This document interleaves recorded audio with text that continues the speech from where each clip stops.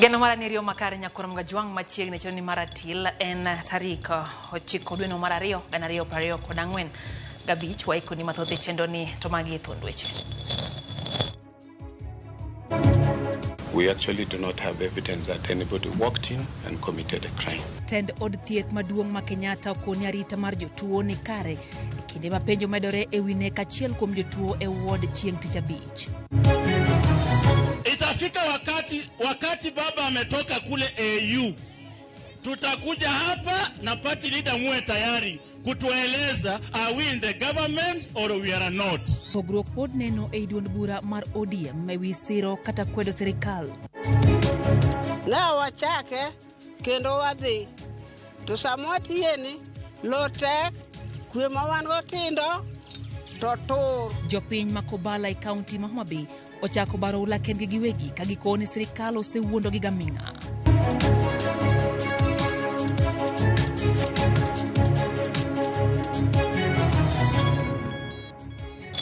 Jalako marwa en Lizo Tieno, nyinga Lydia Okeyo. Machiegni poro ke paro medonore duond bura mar ODM e wi tiyo kanyakla gi piny owacho bang' kuom jokanyo ma duond bura no riwore gi sirikal e kinde maten duond bura no to ramo negi onge winjruok moro amora mar siasa mantie kind UDA gi ODM. Moyangore bura mar ODM bade ma imbo mar piny Kenya motisi ni Western Region Convention kama moko kuom jokanyo oseo jagoro mar duond bura no kuom seo jotelo moriwore gi piny owacho kama moko to osire lwedo. En wachwalo soniyo makare ang' wakil ni godo nyakoro mga juang thuolo machuok kende kwa yasani. Tend kar thieth ma Kenyatta osingarita makare ne jotuo duto mae kar thieth no. Anyato toknek mar jatuo Gilbert Kinywa ndalario mokalo.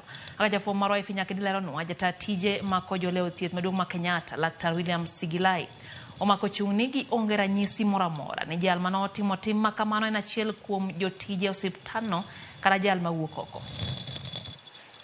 Ndalario toknek ma jatuo Gilbert Kinywa e Ward 7B kar thieth maduong' ma Kenyatta bore Nairobi tendo osiptandno koro chiwo ote margi kotenore gi masirano ne ute fwambo. Ma en masira mar ariyo e kar thiethno ka mokwongo notimore e higa 2015 kendo en bura ma pod dhi nyime e doho. Koloso jata tije mako jole od thieth maduong' ma Kenyatta Dr. William Sigilai owacho ni onge ranyisi kata tipo moro amora manyiso ni jal manotimo tim makochno nyalo bedo achiel kuom jotije ma KNH kata jal manowuok oko. We actually do not have evidence that anybody walked in and committed a crime and committed the said crime.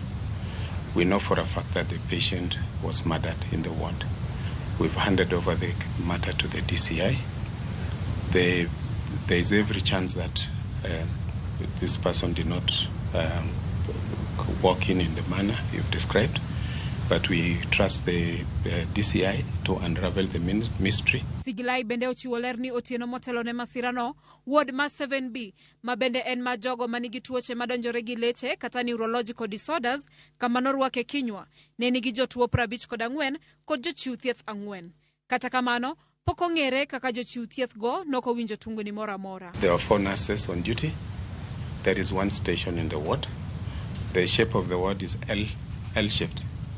When you go in, you can see the nurse's desk from the entrance. From where the nurses sit, they can see this corridor and this corridor. Kaka achiel kuom yore mag jiwo arita makare ne jotuo, tend Kenyatta omedo kwano bila machiwo arita e kar thiethno. Sigilai omedo ni gisechwalo tipo mag wang' dede ne apisas mag okwach kich, kendo gikonyo e timo nonro. We are not oblivious to the needs to protect the patient from, especially from external threats. There is also a possibility of internal threats. And even in regard to this incident, we are heightening the security measures to the best of our ability. Giesani, apisas mag okwach kich pod dhi nyime gi timo nonro mafwenyo ni en ng'a madibed ni nonego Kinywa gi gima omiyo ne onegi. Chenro mar bero ne ringre Kinywa ibiro tim to apisas mag okwach kich chiwo chik mar dhi nyime gi chenro makamano.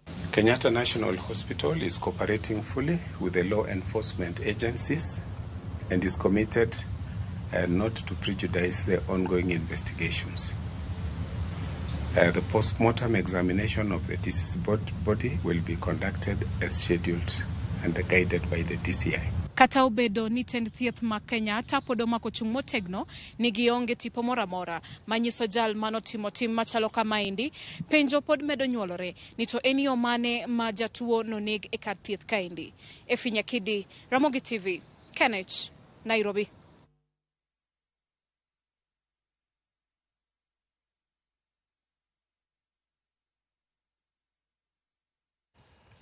Kwa mbele nyakoro mwajong jagoro mungi ore migao manarita Dr. Raymond Omolo ogolo CM hewi monju kod tulo mag siasa ma osebed kainene gwenge moko e kaunti ma Homa Bay ka okone okang' mar chik ibiro kaw ne jogo ma itudo kod monj ma kamago. Omolo koni seche mag siasa podi kendo ma en sa mar timo dongruok ne jopiny ma ok ginyal yie mondo mitulo mag siasa onya e gwenge moko e kinde ma jopiny onego yud dongruok ka owuok kuom jotendgi. Ogolo siem ne josiasa ma gibiro yudo ne nyao tulo e rombe kata liete.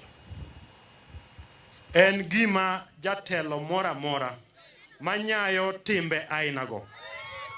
An kaka PS mar weche mag arita kwe abro dil kode kaka chik owacho.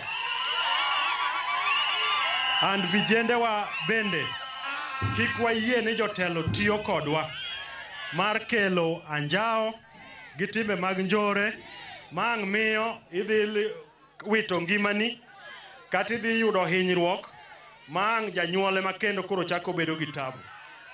So we will not condone any leadership that entertains violence. We have a democracy. Everybody has a right to speak and canvass for support without any coercion, without any intimidation. And a Thuruaka, we will start from Homa Bay. Kendo wabro chako gi Dhiwaka. Nyaka wanyis ranyisi maber ne ogendni mamoko nikech ang' ne bed nade ni yawuotwa chuore pala to katibu mochung' ne arita kwe to adalaka ok nyalre. Tendo rog jodolo manyanza kwa jotelo mag Afrika mondo ti makare kod mwandu mayudre pinje Afrika e tieko chandruoge mokwako pinjego. Agilose kanisa mar Power of Jesus Around the World e boma Kisumu gilero ne pinje Afrika nyaka makre kanyakla kendo reso oganda e Afrika. Gikoni okang' mar jatend piny Amerika Donald Trump chungo kony ne pinje maoko winjo bed puonj ne jotend Afrika mondo kik giket geno kuom kony mawuok e pinje maoko. Jodologo bende oketo okoni gilamo ne Raila Amolo Odinga mondo oyud kom mar tend kuku mar AUC.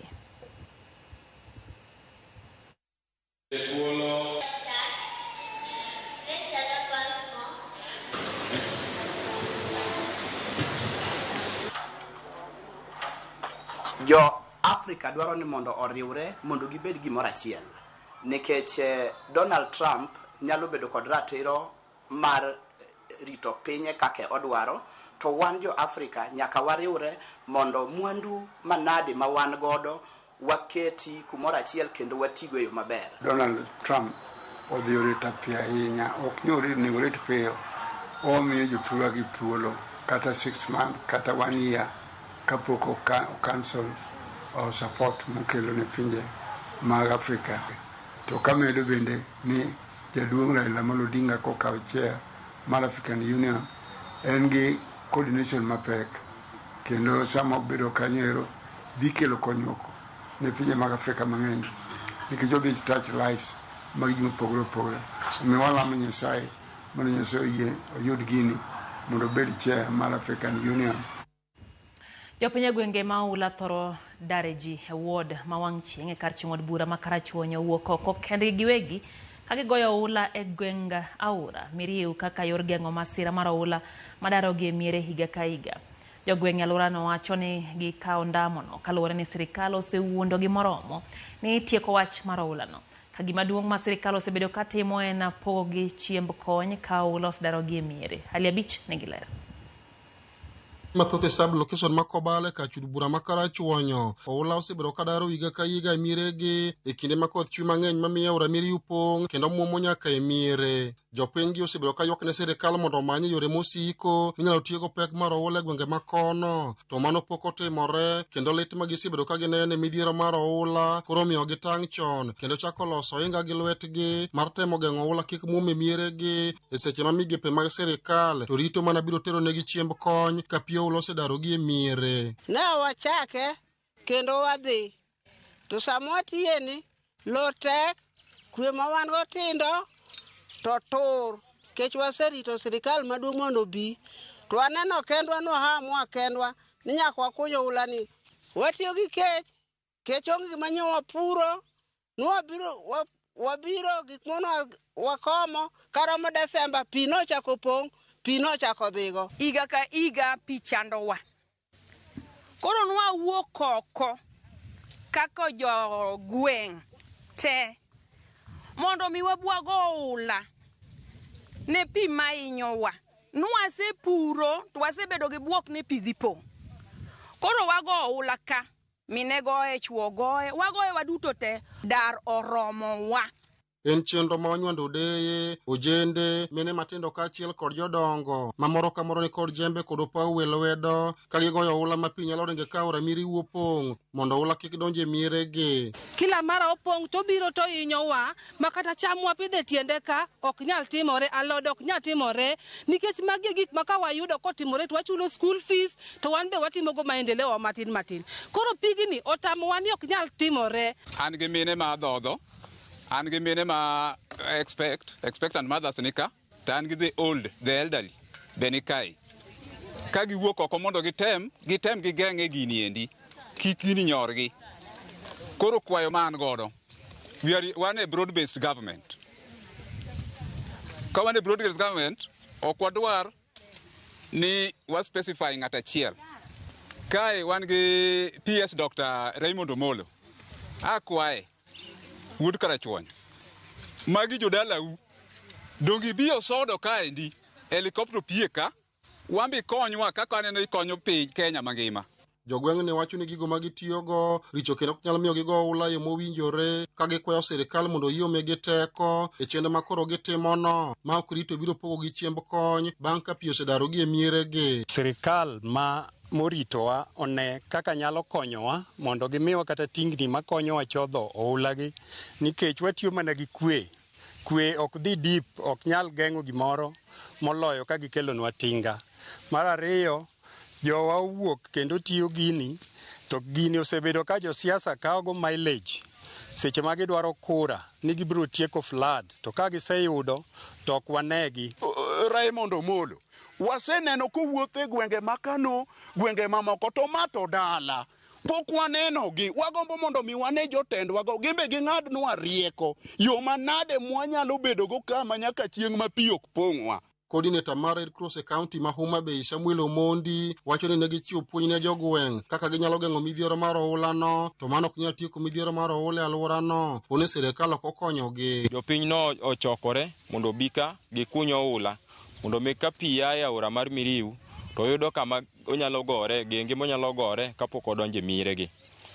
Gitime gi lwetgi, gichokre achoka kaka jogweng', to mano pod ok oromo, omiyo pod en mana kwayo mwaoro ne migepe mopogore opogore kaachiel kod sirikal ni ka wanyalo yudo mashinde machalo kaka excavator mondo mi wakuny bugoni matut ma ka pi obiro to gore, mondo mi jowa obed gi thuolo mar timo tijegi, gipur puothegi, gidag e utegi mondo gibed gi kwe. Alia Beach, Ramogi TV, Homa Bay.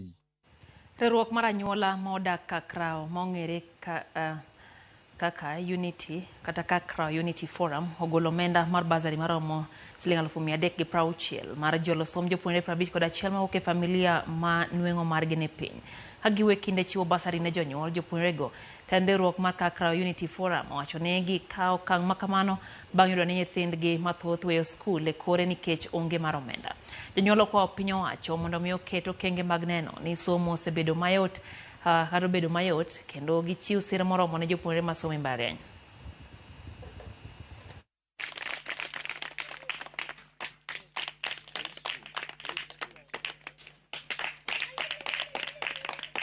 Asante sana mama. Kadeber to sirikandwa mar Kenya nyalo restructure yo michulo godo ne nyithindo fee mar HELB mondo mi nyithindo ma ok nyal mondo oyud kaka nyalo dhi nyime gi somo, nikech e gweng'wa ka wan kod nyithindo ariyo matimo medicine ma nyocha o drop out gidifa nikech ne ok ginyal chulo pesa mane idwaro.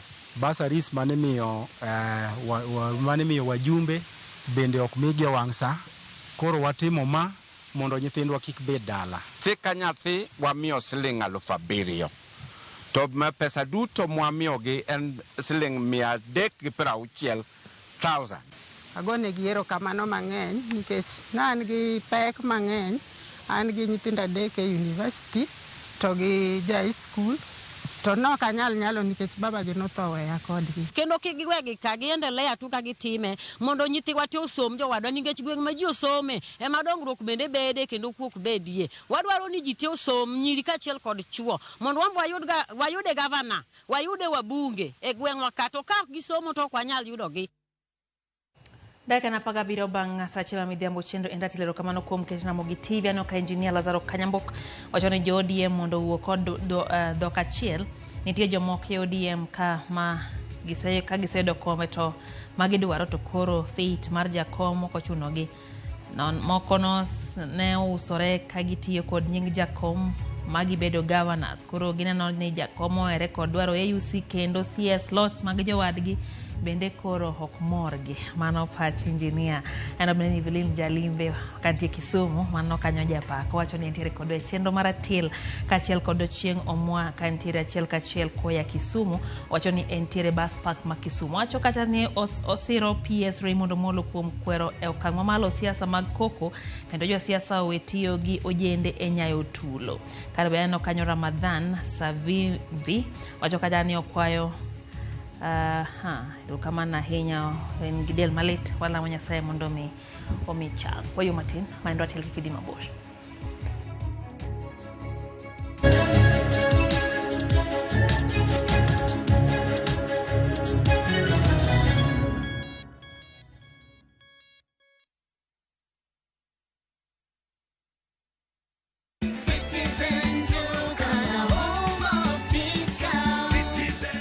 Your day with Citizen Duka and Quickmart. Get a breakfast snack pack, mandazi, egg and samosa at only 95 shillings, or lunch pack, bowls and soda at only 145 shillings. Simply dial *487*5#. Choose your item, pay and pick up at your nearest Quickmart. Citizen Duka, your home of discounts. The home of discounts.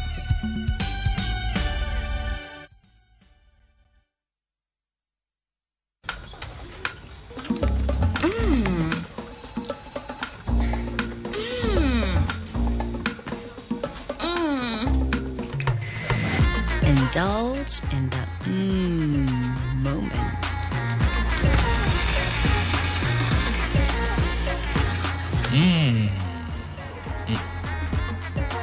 With every spoonful of Delamere real fruit yogurt.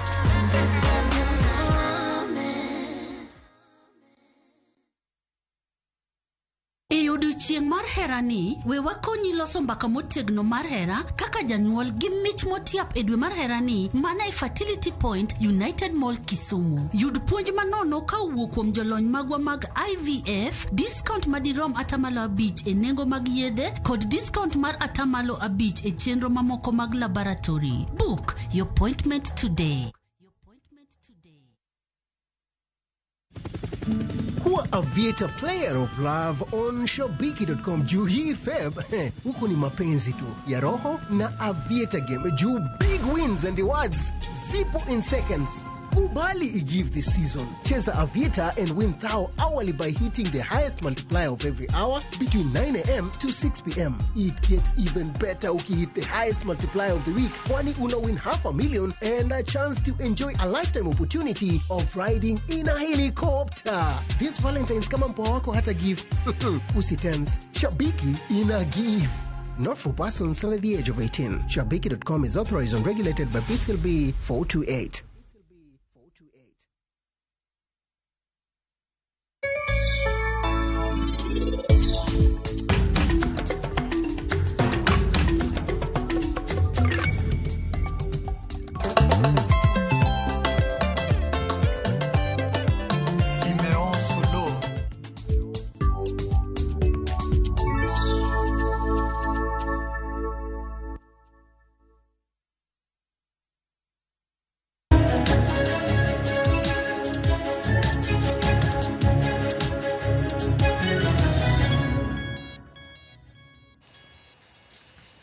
Machiegni kendo nyakorom gajwang' chenro en ratil wadhi mbele gi weche manyien. Pogruok e paro medo nenore duond bura mar ODM ewi tiyo kanyakla gi piny owacho bang' moko kuom jokanyo ma duond burano riwore gi sirikal e kinde maten duond burano to ramonegi onge winjruok moro amora mar siasa e kind gi UDA ma oyangie bura mar ODM bade ma imo mar piny Kenya motisi kaka Western Region Convention kama moko kuom jokanyo oseo jagoro mar duond burano kuom seo jotelo moriwore gi piny owacho ka moko to sire lwedo. Eromo mano otelie kod jatend ODM Peter Anyang' Nyong'o kod jakom mar Gladys Wanga e kaunti ma Kakamega pogruok e paro no ochako neno kendo ewi ka ODM ne sirikal kata oyo. Moko kuom jokanyo nyiso ni ok girwako bedo ni ODM tiyo machiegni gi sirikal. Na saa hii tunasema itafika wakati baba ametoka kule AU, tutakuja hapa na party leader muwe tayari kutueleza are we in the government or we are not. If you don't do that, you are going to end up with two ODM. You will have ODM in government and ODM in opposition. Moko kuom jokanyo to dok ne okang' mar ODM tiyo kod tend William Ruto. Kwa hivyo mimi naeleza viongozi wenzangu hapa, wacheni kujipiga kifua. Siasa bado mbali, tupange vile ODM itaingia kwa serikali 2020. Ndugu Hamisi na ndugu Cindy, I'll call you to order, the two of you. Now know that I'm the deputy party leader. Sasa nyinyi mnapigania mambo ya park. Na jana tumeambiwa Azimio we are the majority. Sasa anza kupigania mambo ya park, ya budget, hizi kamiti zingine kwa sababu sisi ndio wengi kule bungeni. Mheshimiwa William Ruto, sisi kama chama hatuwezi ingia katika UDA. UDA imekufa. Imekufa ama haijakufa? Kama imekufa, yeye akuje tuongee na yeye kwa faraga hivi, tumwambie toa hizo nguo za yellow, ingia chungwa, tuone kama tutaosha wewe, watu wakikubali tupee wewe uende mbele. Na tumesema sisi kama chama hatuwezi kuwa ndio wale ambao tunaonekana kupambana na wale officials wetu ambao tulitoa wakaingia katika serikali. Hiyo tulijadili pia tukakubaliana. Lakini haimaanishi kama kuna jambo la kukosoa hatuwezi kosoa. Lakini we cannot be seen to be fighting. Kata obedo ni moko kuom jokanyo oseo jagoro maduong' mar ODM Edwin Sifuna kuom kwedo wach mar tiyo kanyakla gi sirikal. Jokanyo mamoko to odok ne Edwin Sifuna. We in the party sourced Sifuna from his professional work to bring him to the party, and he has been doing an excellent job since then. I'm serious. So let us support him. We in the party support him. Let the people support him. The guy is built for the future. I'm serious.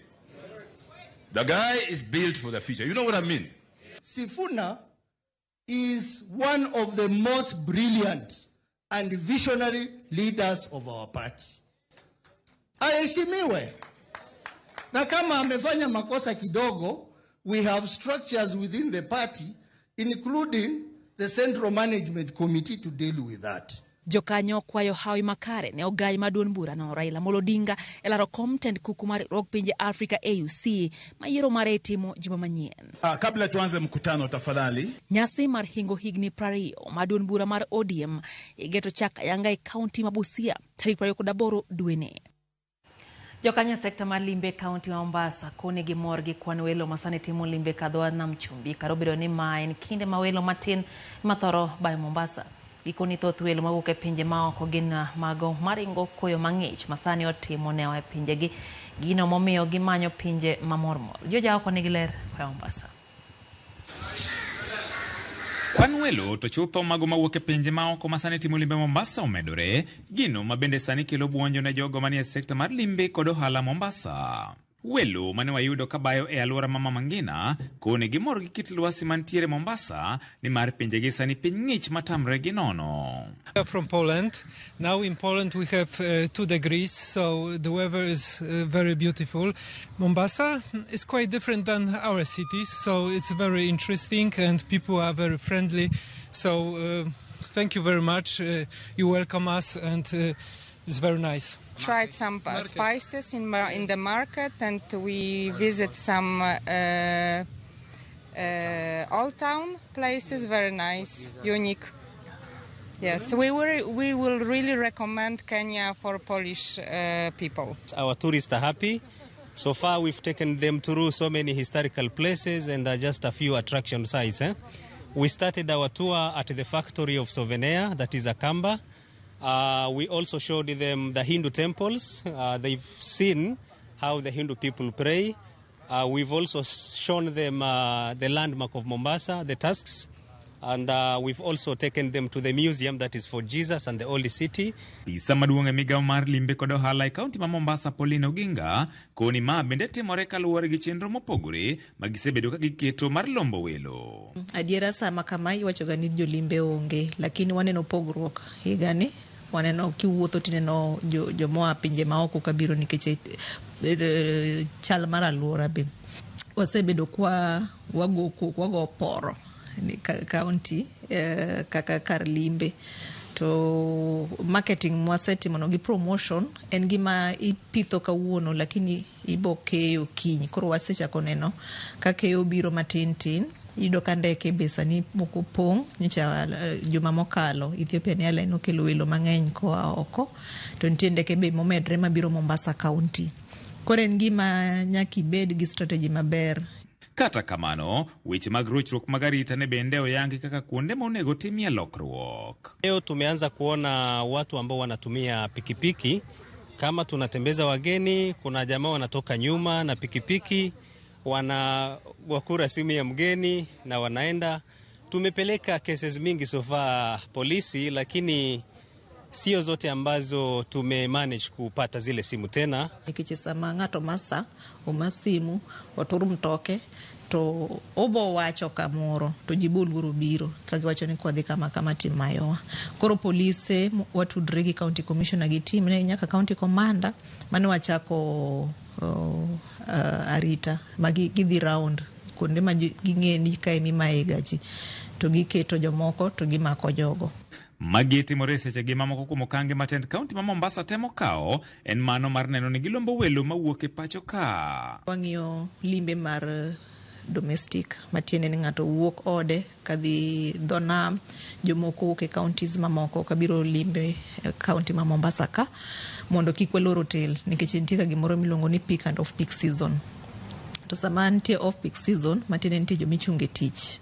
Wadwaro mondo tende wabed kaka tende ma Nairobi gi kuonde mamoko matiyo throughout the year mondo yuto bed maber. Kech sama ng'ato gole tich to matiende ni joode ok nyal chiemo, ok nyal chulo ot, odar samro dhi nyaka dala. George Aoko, Ramogi TV, Mombasa.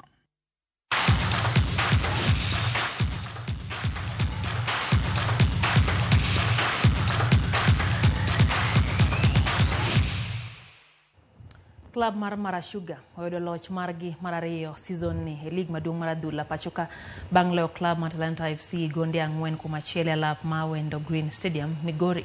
Vincent Ondabu komachielo nolo gonde 2 kendo konyo club mar KCBFC loyo club mar Murang'a Seal gonde 2-0 e lap ma Kenyatta Stadium, Machakos. Ondabu nolo gol mare mokwongo e dakika mar 78 kapok omedo mar ariyo mana kuno dakika 7 to tugo norumo. E tuke moko club mar Post Rangers nolo Shabana gonde 2-1 ka AFC Leopards nowuok amodhi 0-0 e club mar Kariobangi Sharks e lap ma Dandora Stadium, Nairobi. Dio 20 kinanaimaliza tena Vincent Ondabu. Vincent Ondabu na kupachika goli la kwanza haikumtosha. Asa ile space nyuma yake Dennis Munyovi wa Bwire akaitumia kwa bora Danson Kiprono akileta minus ndani akapangua Lube, lakini ya pili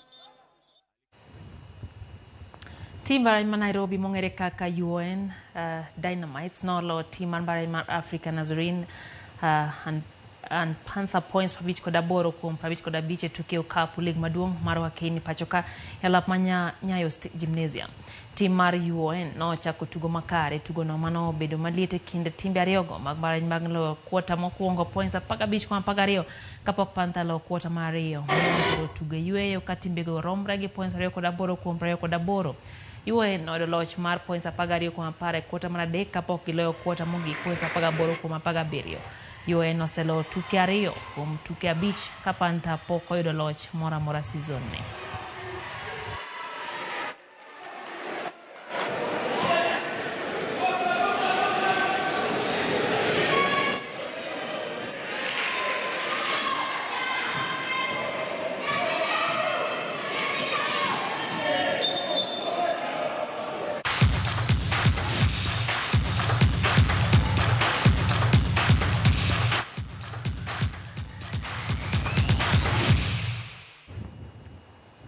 Kanyo motike kidinyi mokwongo mar Atila neno ka Florence Cartel wacho ni ODM chalo gima bagni nitiere kodwa kanyo kaeto Ruth Nyathi Ochieng bende wacho ni wach nek mar jotuo ni lit ahinya chal masani onge kama jopiny nitiere safe mos ahinya ne anyuonde. Oneno weche manyien ka nitiere Umoja Inako Julius Okeani ni kaja jamfangano wacho ni Mombasa wacho gichope makare hawe thuol ne George Bati gi chenro mar Atila kidinyi mar ariyo kete makara Ramogi tigo asebedo kanyo gi jaloko mar Lizo Tieno nyinga Lidio Keo oromo sadek.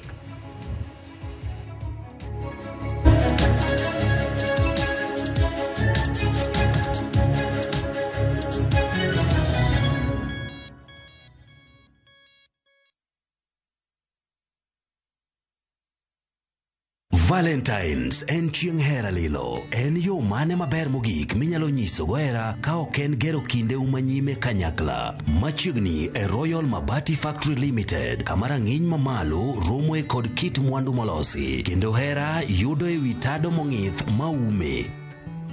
Yud ber mag deals mamit, nengo mogore piny. Winj ber mar keloni nono maonge chudo nyaka e dhot ei pacho kae mangima. Gochnwa e 072-638-833. Go oda mari kawuono kokale www.royalmabati.com. Chike kod weche mantie nyaka lo.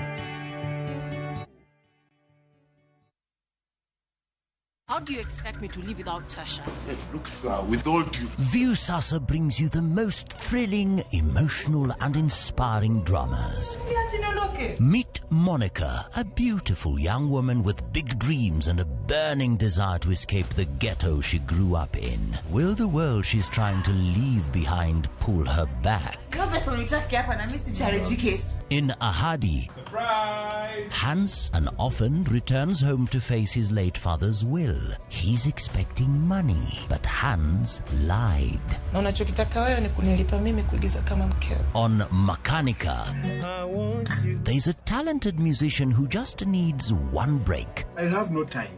Give him a chance. Will his music career survive, or will the streets take him back? You just have to work hard. These are the stories that will keep you hooked only on Viusasa.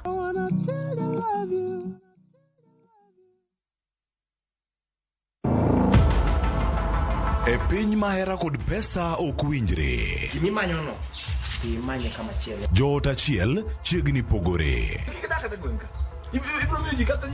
Miyo mohero mwandu moloyo hera. Sani ng'ama onge pesa itimo nade? Nyare maduong' ne olale chandruokne kod manyo hera madieri. Ok adwar pesa ne, adich gi hera. Awinji nyathina. Mano kende. Rawera manie hera. Baba to ka ok vero. To wuon mare noneno hinyruok mani nyime. Kaduogo kama yudi dalaka. Ibro neno gwa. Miriambo, hera, makruok gi ng'ato. Irwako gi pesa na, isomo gi pesa na. Kae to kadu awuyo kodi to kinya winjo manyisi. Ne en mula e Winam Cinema, Jumapil, saa 2 kod saa 4 otieno. Kik bai.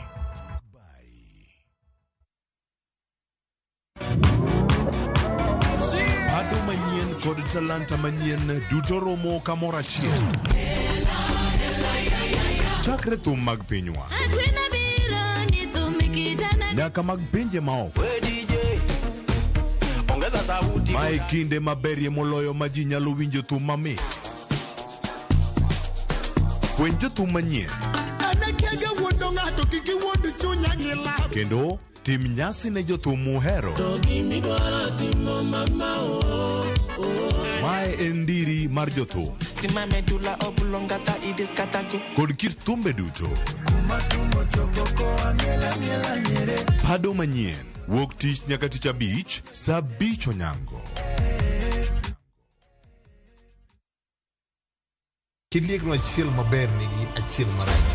Kit telo mane ma gidwaro nyiso generations mabiro. Sama winjo ke ineno kiyanyo wadu e mbui kikiringi donje. Kenya waber kabisa e pepa. Pinje moko kawa blueprint. Wanto wandiko kakanyo to wakete shell. Joma ne nigi lony kano ochako timo gini kendo. Classification meeting moka. Oyo. Kose yier jotelo. We must allow them to work. Kiwe siasa tenge migo okocha.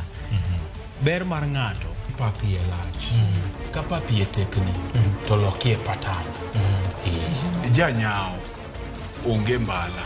Kama iro dhuolore mach nyaka bedie. To mantiere ka IBC okadho pa loc commissioners. Kaka wanene wuok tich ka wuok tich chakre saa 2 okinyi. Kik bai.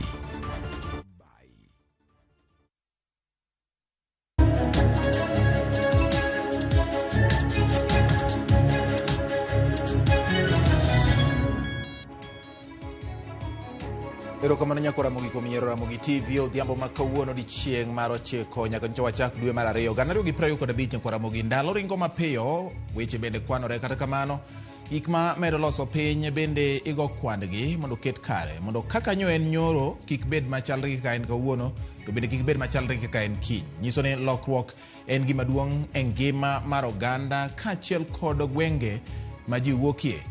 Dwaro en mondo kel lokruok manyalo miyo dongruok chorore machiegni gi jopiny kendo jopiny onogo bedo kidieny mar dongruok mabiro e gwenge. Odhiambo ni nyako Ramogi yena mondo rwaki ratil matinende ok wadhi go weche siasa ahinya to mawacho gin mag dongruok ma bende tudre kod gik ma ipango kendo ichano kasto itimo gi yawa manie telo ka onywande pach jopiny. Wang'iyo weche mag keto mwandu e gwenge ma kaluo. Weche mag ohala ema wang'iyo ratil ma kawuono nyako Ramogi neto nitiere rombe ma osebed kitimo ok gichakore e tinende ni kata loch masani osebed kitimo gi chakre chien to bende ji osebedo kago kwano ka penjore to gin ang'o ma koketi e gwenge makaluo to nyalo kelo lokruok kendo chugo thuolo mag tije ne oganda gin kit dongruoge mage gin kit ohelni mage to sumruok paro mage mwinjo bed ni betie. Nyako Ramogi ma wacho ka wan kod chuny lit nikech nitiere kuonde mamoko mane nitiere gi kembe kinde mokalo bang' piny Kenya ne yudo loch to nyaka gie sani kembe go ruombore piny kendo gima nowinjo bed ni gitimo ok ginyal timo chandruok ni kanye mane mwadwa kete ratil ma kawuono nyako Ramogi ka poni nitiere kamoro ma pod kier ma pok oyud wang'e parni buch sindan nyaka usi kalne lep e kaliwe gi olaw matin obed mapothpoth korko cherre e bur mar sindan mikwogo nanga dipo ni burni pod bedo mapothpoth ne jok ma samoro gombo mondo mi giyud kore e weche mag ohala kod keto mwandu e Nyanza machiegni. Twak mar ratil chakore sani mar Ramogi TV nyinga en George Bati an kod wendo na jalony e weche mag ohala kaachiel kod keto mwandu. Patrick Nyangweso nobedo jakom mar joket mwandu e pacho ka gi weche mag ohala miluongo ni Kenya National Chamber of Commerce and Investment Industry.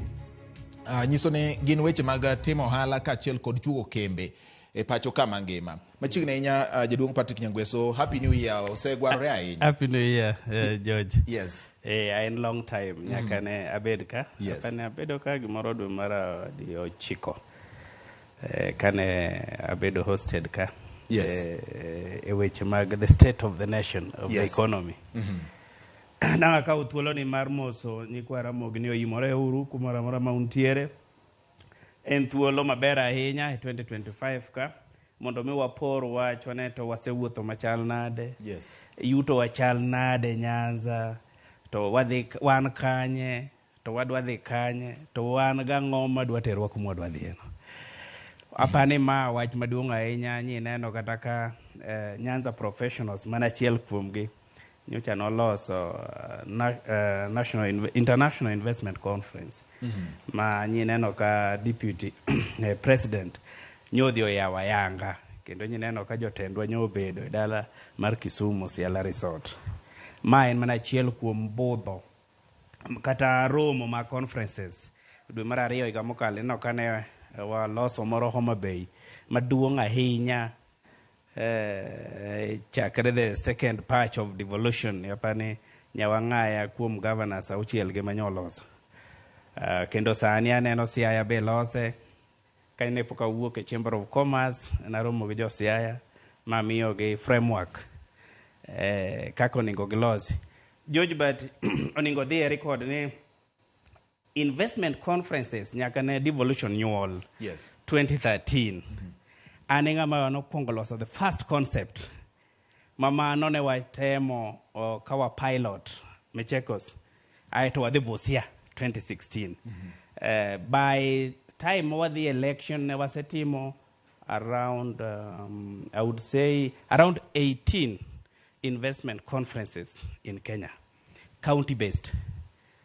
Kejanya paro watimo Taita Taveta, watimo Meru, watimo Nakuru, watimo Trans Nzoia, watimo Bungoma, watimo Kisii. There are several. Yes. Several. Watimo Narok, watimo Baringo, watimo Kwale, watimo Kilifi, watimo Turkana, several counties.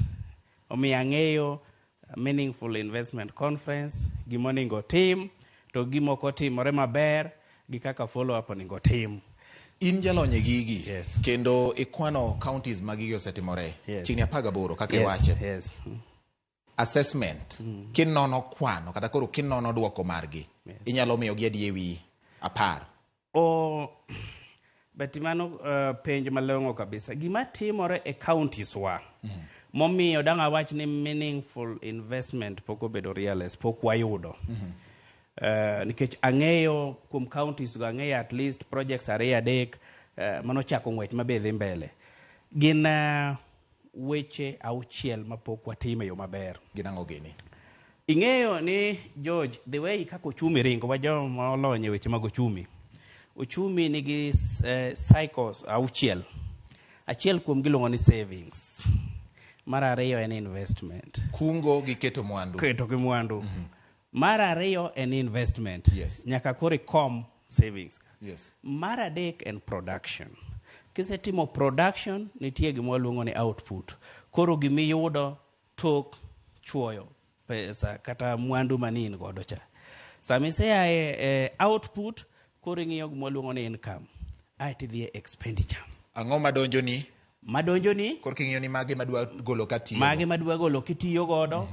Togi ere kaka mise miketo machako yuayo jo investors miyudo locally mwaluongo domestic investors togi foreign investors. Nyadi ng'eny ajakono jotendwa kane atimoga gimoro investment conference kama timo gimoro ni portfolio matchmaking. Wangi watimo gimiluongo ni investment opportunities profiling. We profile kane neno ma Homa Bay mana watimo last year negi loso booklet teni George ko bedo Mombasa kata kibedo UAE tidwa biro timo gimoro Homa Bay to kochuno ni nyaka ibed kodgi go kodgi bura. Ing'iyo the investment profile based on the comparative and competitive advantage mar county no. Koro ing'iyo ni ka water, ang'o ma gidware water, to incentive mare magiketo ne investor mabiro. Koro gimosebedo ka felo counties wa en namba achiel en ni plans malong'o kata keto chenro makare mar investor attraction and retention. Chani mang de lok no nango. Gima yuayo jaket mwandu, gima miyo ket mwandu bro yiero mondo osika en ka. Biro bedo madang mi se madang kete. Ni neno ka honorable CS Cabinet Secretary mar Treasury John Badi kanyo golo a speech an nya onge siala, but I've been following it asebedo kalowe machiegni.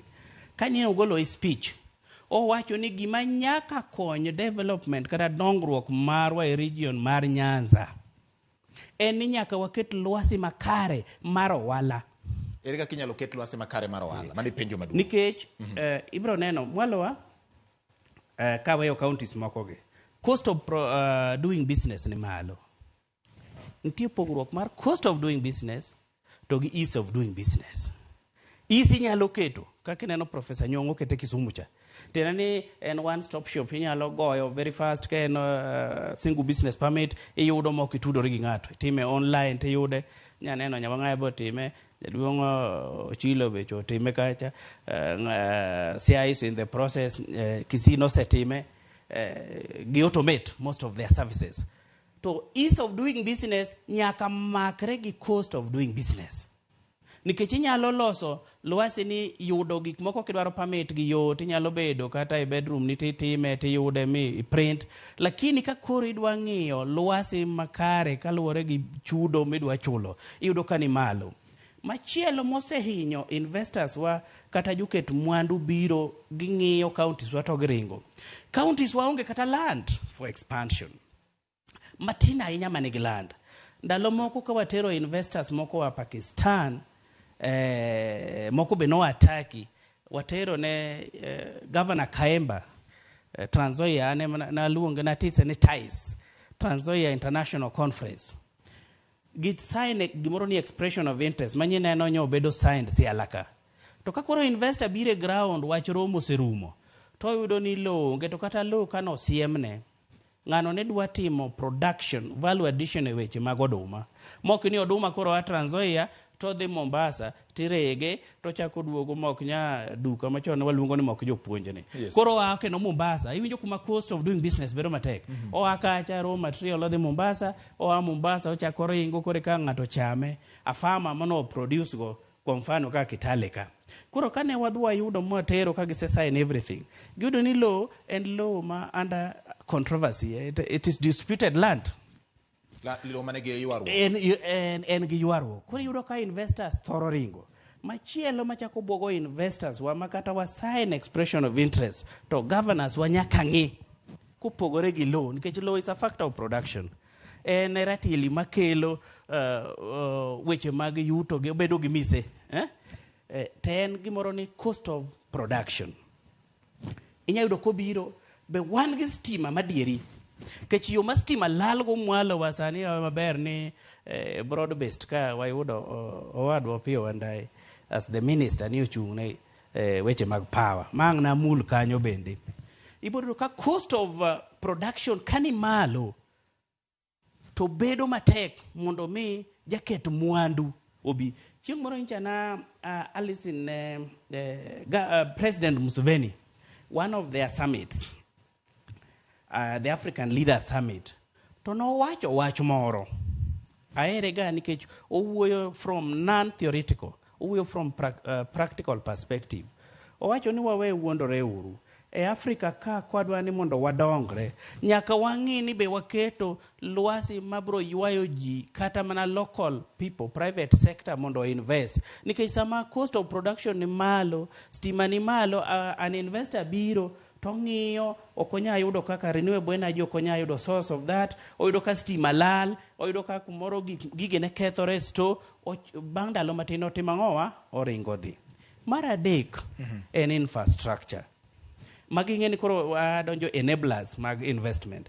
Infrastructure nyano ka giwuoye kata e wechewa mar Nyanza conference ni. Infrastructure yore karicho. Infrastructure ok en yo kende. Eni kuma ng'ani dwa gere gine onyalo chopo nang'o.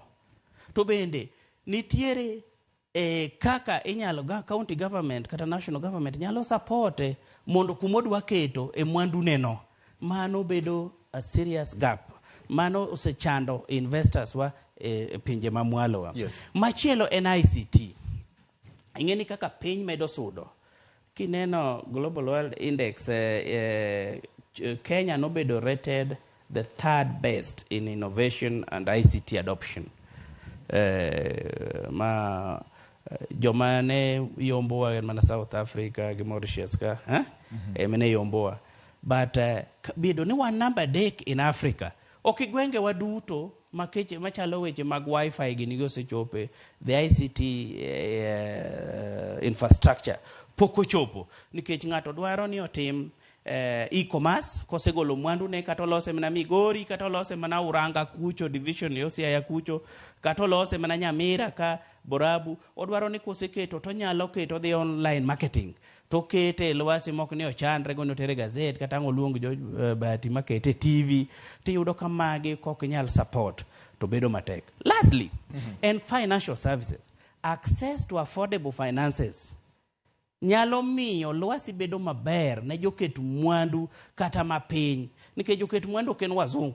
Ok ni koluong investment conference koro uneno wazungu kobedo kama oluoro tent ne mano kore kuwacho no yudo investors. Investors and local private sector players, joma ni kanyo go emoningo bed empowered. Diaspora ng'ama ni kanyo matiyo kata Botswana emoningo bed ni wakelo ne lwasi maber to wakone ne kaka kinyiketo cottage industry moro ka manyalo regonwa kata chiemb gwen ndiko kata ji 20-30 mano be ang' nalosi e weche mag cottage industries. Miyo yudo ka koro gibedo motivated nikech giduogo dala ginyalo invest. Kama gionge access to financial services en very key. Ke George but kineno mwalowa kineno economic survey mar 2024 Kisumu ema lead gi branches number mang'eny mar banks ka gin 40. Then Kisii 21, Migori fuate ga 14, Homa Bay 9, then Siaya 8, lastly Nyamira 6. Kupo ni moko nyo medore kanyo kaka DTB Bank nyo yepo oyugischa. Koro Homa Bay wanyakwano ni koro gin gimoro 10.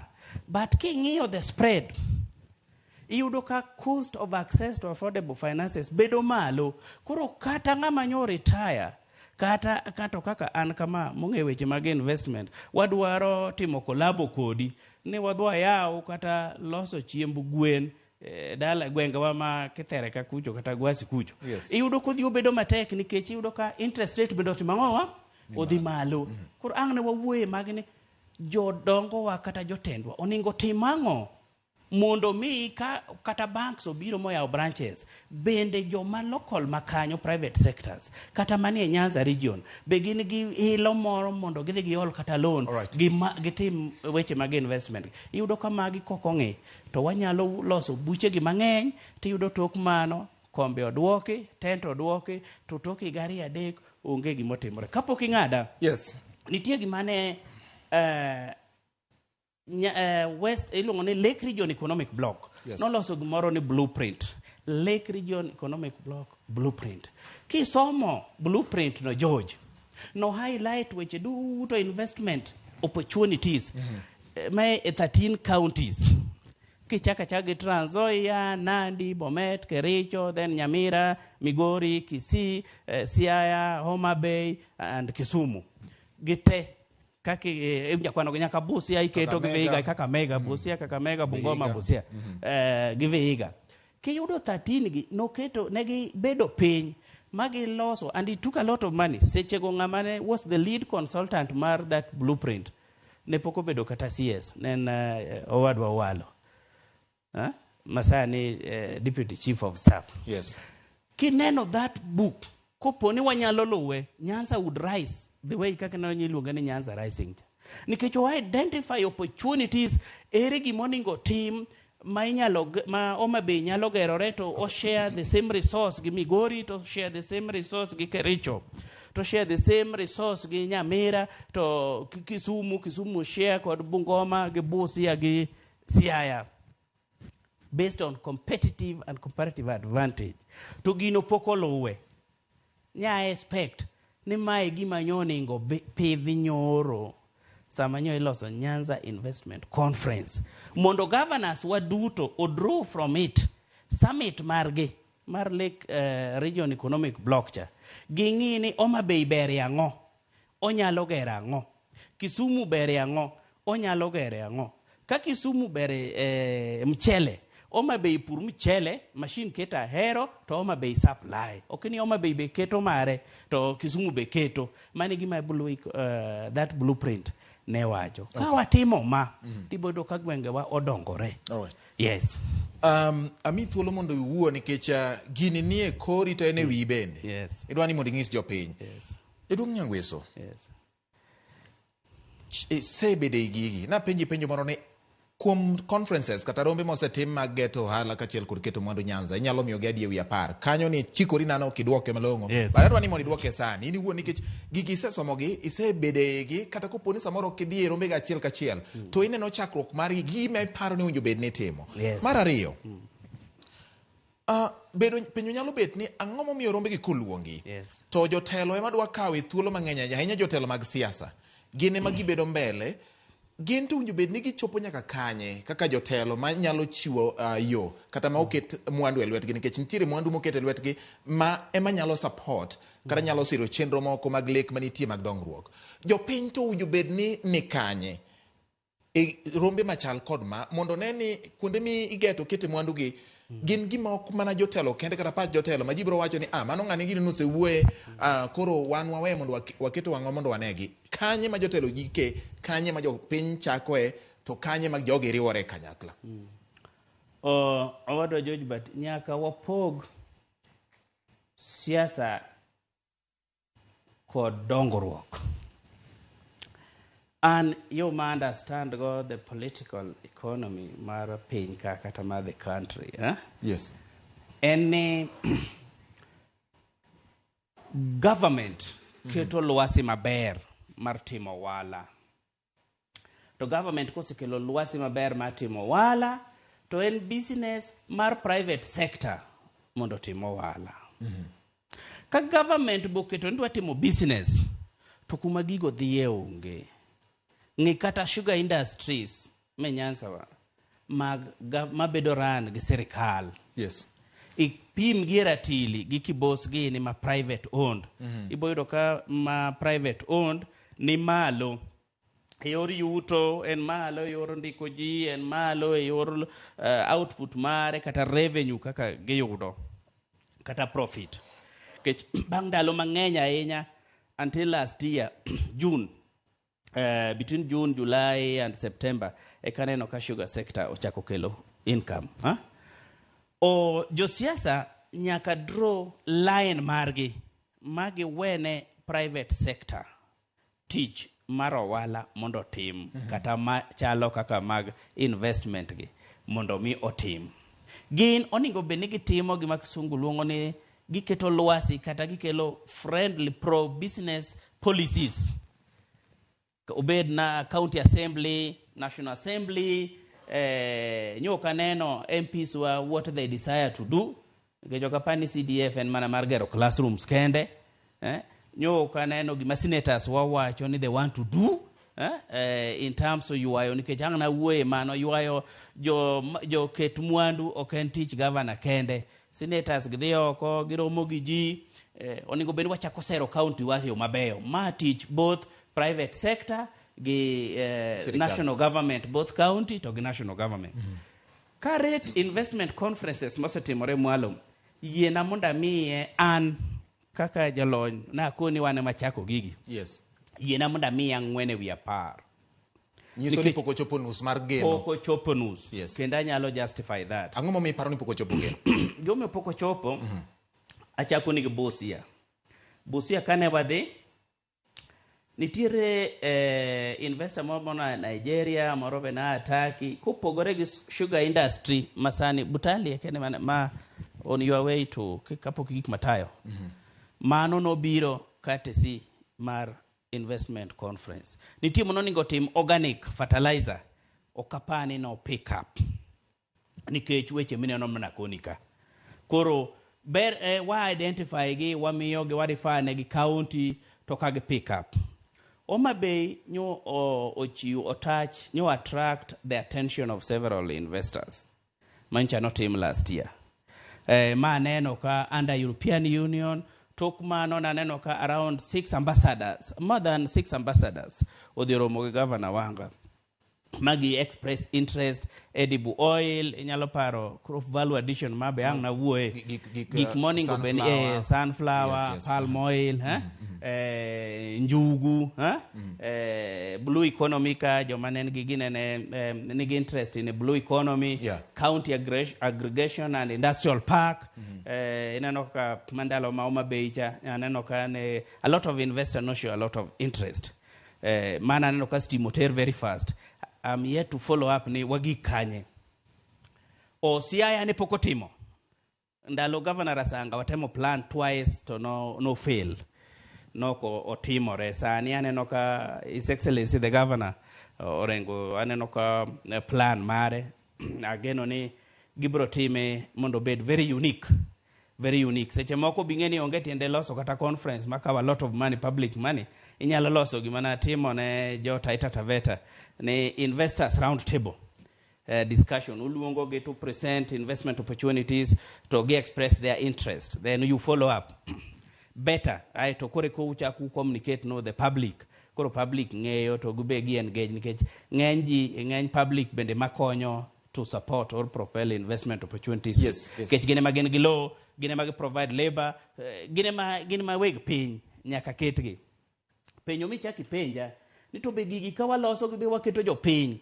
Yes. The best strategies maloso sustainable and memorable investment conference eni kapok utime oningo team proper mobilization from sub-county level or even ward level mu facilitate gimiluongo ni community ownership nikech ma public fund midwa tiyo godo en pes jo piny oningo ging'e ni ang'o mabiro idwa time nang'o itime kanye to what is our share. One responsibility marwa kaka farmers, small scale farmers enango. One kaka the motor transport industry one wada team yango. One kaka jomanie millers wadwa team yango. Millers biro together all those key sectors utimo map out. Nyakutim gibno on feasibility study.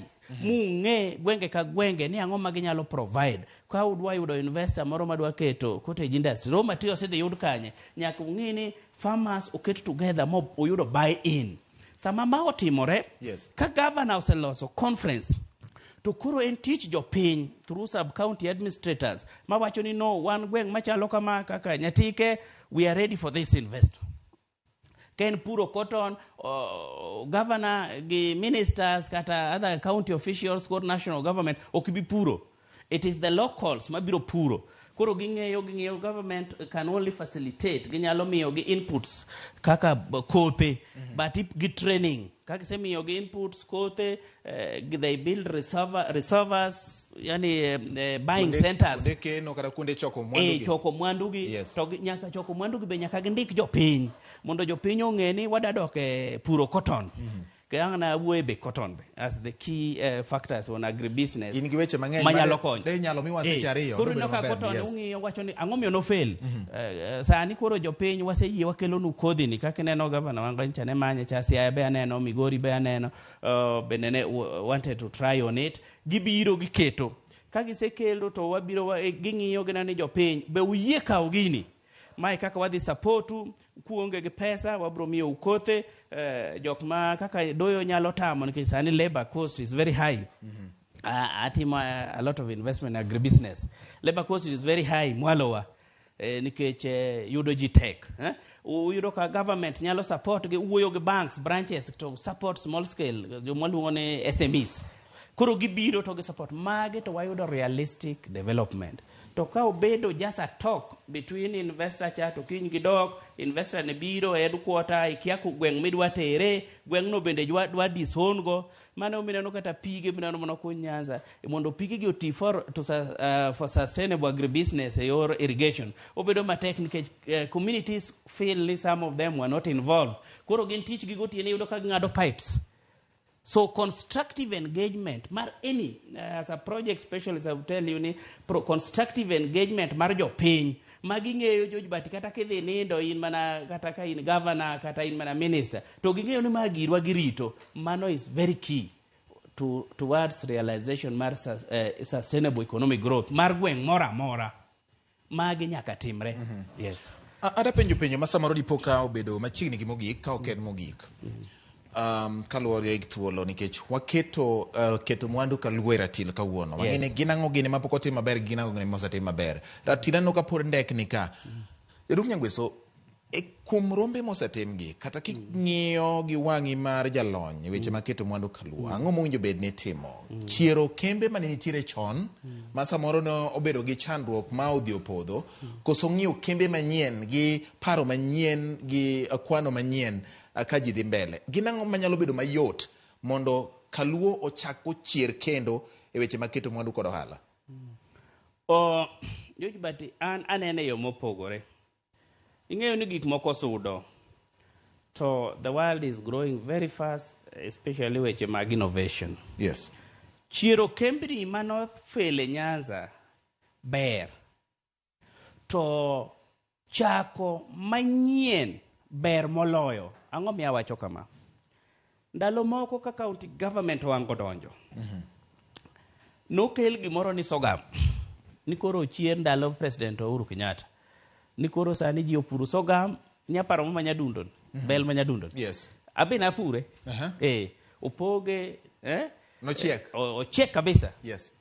Koro kogik choko nitere kanye kogik choko akelno wach. Yes. Gima nakoni community nyaka bed empowered. Choke nobedo problem ma jomoko nodoke makuro lose changa busia iluongo ni bus mar orgweng to jok mabe nochoke moter be chudo nodeko ing'eni gino dhi after 2 years ji okochako puro gino kaka gwengwa norumo ji okochako pure tieni jopiny nokobedo prepared koro yaw kembe manyien samwa wuoye ni berie moloyo nikech gik moko osedhi malo ng'eyo bende osedhi matut. Ineno kata mar cotton ni. Yes. Inyalo chiere mana ka nitie raw materials. Kawuono George but emwalowa. Be ing'eyo ni top 5 countries mar export e Kenya ka. Mwandu duto milose Kenya ka. Uganda namba 1. Uganda mabut dala waka Nyanza ka. Namba 1.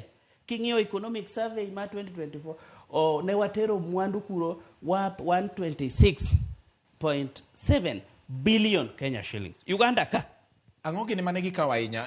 Gikawo simiti, smoked fish ng'eni watero, kothe watero kuro, chai itero kuro, gi products mopogore opogore.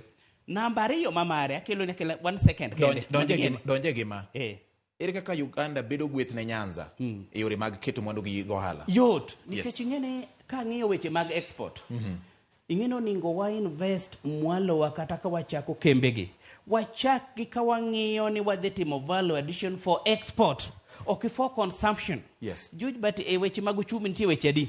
Inyalo loso mwandu for consumption mana mochamo kata loso mwandu for export. Mai makelo yuto. Koro gik chenro duto gimoro amora miwuoye Nyanza kawuono wawuoye ure kembni obed cottage industry ni bende wase identify market e makelo nini market nitie king'iyo last year alone. Yes. The top 5 mar exports mar Kenya Uganda namba D luwe gi Pakistan weche mag chai waonge go kopogore Kisii Nyamira iwinjo ing'eni kata mana njugu michame Kenya kogolo Zambia to ing'eyo ni njugu inyalo pur Homa Bay gi Siaya king'iyo pinje mag Uyoma ka nyalo pure maber malich Kisii ka ipuro njugu kabisa gin simple things simple value we call them the value chains manyalo chiero gwenge moko chuno ni nyaka ngurit palm oil bro budho nyaka wigni. Njugu ipure sama wuene njugu kawuono mwalo wa Nyanza is 600 gorogoro mano 2 kg. Mano kiuse ro. To kitimo ne value addition ibro use more than 4,800. Gorogoro adi kitimo value addition. Soya beans kidhi timo ne value addition. Soya beans mar 500 grams supermarket ka sane ibro ngiewe at 465. To kidhi ngieo gorogoro achiel mar soya beans masani puro mwalo wa kucho ibro yudo 1 kg is now 80 shillings. 2 kg is around 160. Iparo ni kotim value addition dongo yuto donjo mwalo wa dong kembe oyao. Koro kingio Uganda miwa market. Pakistan was number 2. Manokelwa yuto mar around 77.3 billion. Bas number 3 na wayudo Netherlands nikech cut flour. To number 4 can I shock you? Tanzania ka. Tanzania 69.3 billion Kenya shillings. Tanzania ka. Mano as per economic survey mar 2024. The last one top 5 was USA. Niso nikata Tanzania ge Uganda oingo USA. USA was only 64.3 billion Kenya shillings. Mago total exports modi 2024. Kuro king'iyo ma nyisi ni Nyanza wa gi products kata menye neno madhi undergoa agreement USA kanyo poko koro sani odhirumo this year ma ne opportunity wanyalo tero. Smoked fish wanyalo loso. Ineno kolos value addition ineno ginene mor mbuta a lot. Ng'iye mbuta kende kila achiel kende kawuono nani supermarket kane pok abiro ka kila achiel mar mbuta ka is 960 to mwalo ing'eni kawe gi pesa di tigange tikeleka. Mano mineno dhok wuok kucho live animals biro ka iyango to iyudo ka piende gi plus other things iloso malo kone to wan wauso gi live animals. Magi gik ma governors wa nyaka focus on. Uketo police ni onge live animals mawe county. Uketo police ni ng'ama dwa uso ginene products mage mogole puodho in Rome. Oningo room wadhi kelo investors ma nyalo konyowa e cottage industries ken rabolo losi uket value addition. Ken njugu, sunflower, oduma, kothe gik machalogo. Sani gimoro wuok mwalo kucho ni soya beans. Ipure not soya beans, nyota beans. Ipure across the entire Nyanza. Nigi pesa, very nutritious product. Okao only 70 days, kata between 65 to 70 days. George Bati say you are million square. Those days only, iparoni dongdang kopone kata county governments oloso bills, maginyalo support, to gimiyo farmers sani jidhi chak pur mar iga. Kata mar chwere to gimiyo gi kothe gi then uketo field officers to monitor the output gipuonjo ji then sama kuri bire conference kata Nairobi kata summit wacho no my region my county has excess of this product ere joma nyalo timonwa mwalo value addition mondo wabe bedo import counties kata wabe bedo import led economies nigi mora nyaka snacks bilos Nairobi industry moro matin tere Homa Bay tere Siaya kore kachame rabolo akisi biro ka ing'ade to kosedhi koche supermarket a farmer mono pure cannot afford to buy. Are you getting?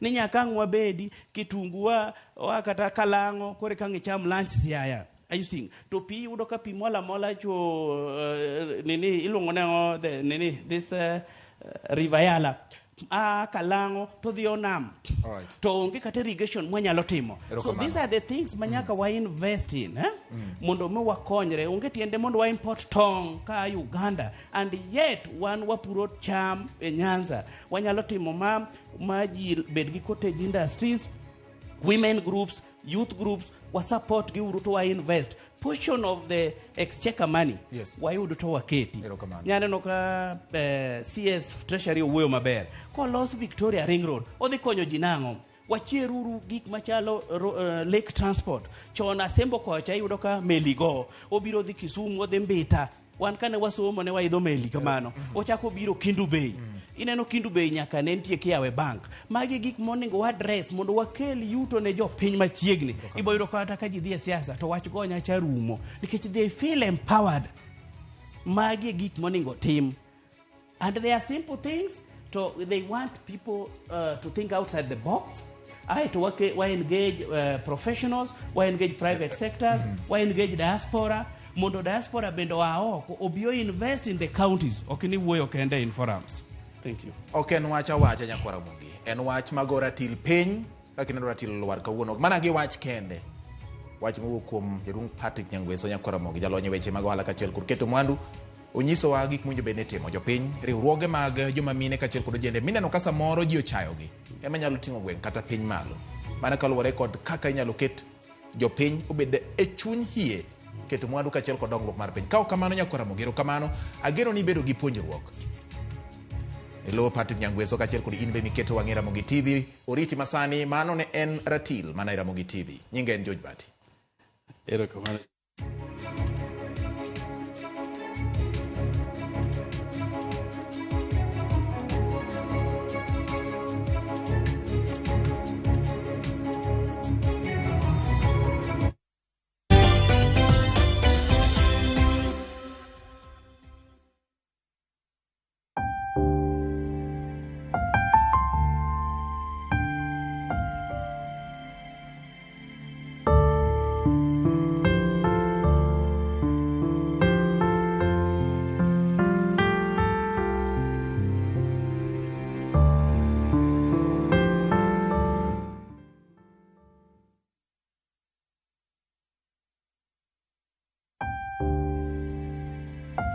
Walendo tho mar Michael Akongo Ojijo, monde ne gin Florence Akumu kod Agnes Achieng', en wuod mosenindo Ojijo Sate kod Diana Arende. Mine ne mamoko gin Puonjo, Doris kod Nyaka Magambo.